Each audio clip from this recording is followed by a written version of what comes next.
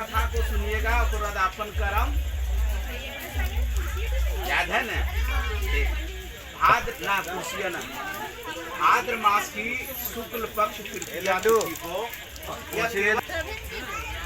भाद्र मास की शुक्ल पक्ष तृतीया तिथि आराम से कथा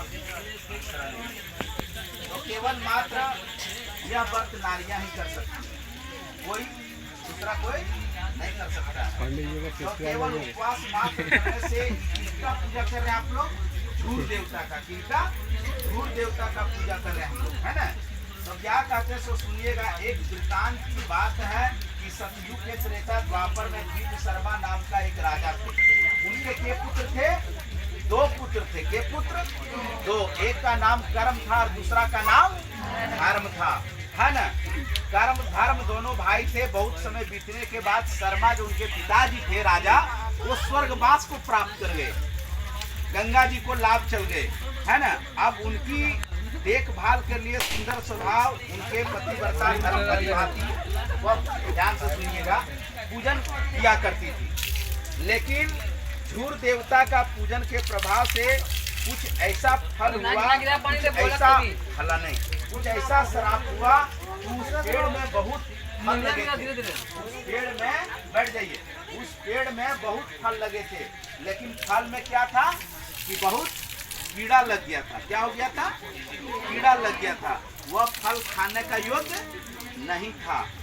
अब कर्म और धर्म जो है वह कर्म की स्त्री, ध्यान से, कर्म की स्त्री जो थी वह कर्कशासी थी, मतलब वह पूजा पाठ, ध्यान से सुनिएगा, पूजा पाठ वह किया नहीं करती थी। वह पूजा पाठ नहीं किया करती थी और क्या करती थी, वह उसको कभी भी पूजन के पाठ के नाम से वह कोई कार्य नहीं करती थी, वो सिर्फ भोजन करती थी। लेकिन धर्म की स्त्री क्या करती थी?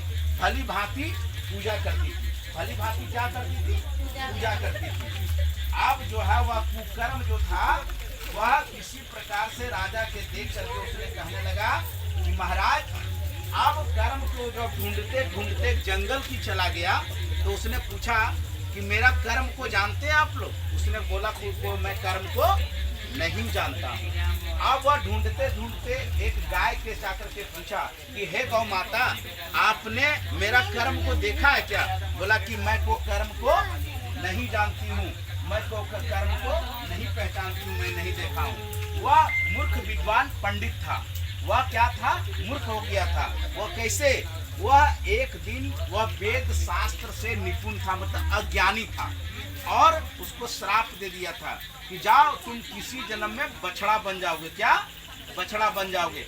अब वह बछड़ा से पूछा कि क्या तुमने मेरा कर्म को देखा है? वह बछड़ा ने कहा कि मैं किसी कर्म को नहीं देखा हूँ, मैं किसी कर्म को नहीं जानता हूँ। राजा हताश निराश होकर के एक नदी किनारे जाकर के बैठ गया। कहाँ बैठ गया? बांधवा किनारे। कहाँ? बांधवा किनारे नहीं, नदी किनारे, है ना। जाकर के बैठ गया। अब उसने सोचने लगा और निराश होकर के क्या कहने लगा, ध्यान से सुना, वह निराश होकर के क्या कहने लगा कि अब हमसे खोज भी नहीं होगा, मैं बहुत थक के प्रस्त हो चुका हूँ। लेकिन वहाँ प्रभु की कृपा था। वहाँ देखा कि जा करके वह क्या है कि एक नदी किनारे बैठ करके प्रभु का ध्यान कर रहा था।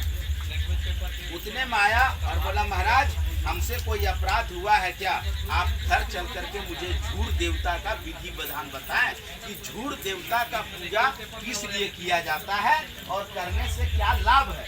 उसने कहा, यदा पृष्ठत्वम तदो देवाणाम महापृष्ठत्वम महापृष्ठत्व देवाणाम सिद्धि विनायक। कहा देखो, यह भाद्र मास की एकादशी तिथि को शुक्ल पक्ष को यह व्रत को किया जाता है। यह भाई का व्रत है। किसका व्रत है? भाई का है। लेकिन हम लोग पूजा किसका करते हैं? झूर देवता का पूजा करते हैं। किसका? झूर देवता का पूजा करते हैं। अब झूर देवता आ करके उसने कहने लगा कि जाओ तुम्हारा भाई मिल जाएगा, लेकिन तुम कर्मा एकादशी का व्रत करो। कर्मा एकादशी का व्रत करो, इसके प्रभाव से तुम्हारा भाई जो है वह मिल जाएगा और तुम सुखी संपन्न हो जाओगे, तुम्हारा सब पाप नष्ट हो जाएगा। ठीक है, तो यदा पृष्ठत्वम तदो देवानां प्रयापत, ये कन्या महाप्रसन्नतम देवानां प्रयापत। क्या ठीक है कन्या, मैं आपका बात को मान करके मैं पूजन कर रहा हूँ धूर देवता का। किसका? धूर देवता का। अब धूर देवता का उसने पूजन क्या किया? प्रारंभ कर दिया, शुरू कर दिया। उसी दिन से उसका सारा पाप जो था वह नष्ट हो गया। और कर्म की स्त्री वह बड़ा दुखी थी, वह सोचने लगी कि अब हम भी धर्म कर्म को करेंगे तो हमारा भी सारा पाप नष्ट हो जाएगा, दूर हो जाएगा, खत्म हो जाएगा और मैं भी इस व्रत को करके हम भी इस पाप को नष्ट करेंगे। तो उसने भी क्या कर दिया? मृत्यु लोक अदा पृष्ठत्वम वसुंधरा देव पृष्ठत्वम कृताणाम महापृष्ठत्वम देव भोजनम यदा पृष्ठत्वम महादेवा। का मैं भोजन तब करूंगी जब तक इस व्रत का सूर्योदय के बाद पारण नहीं हो जाए, तब तक मैं पारण नहीं करूंगी। अब उसने क्या किया? देखा और पूछने लगा, यह वृक्ष में जो फल लगा है, सब में कीड़ा लगा, यह वृक्ष कौन था?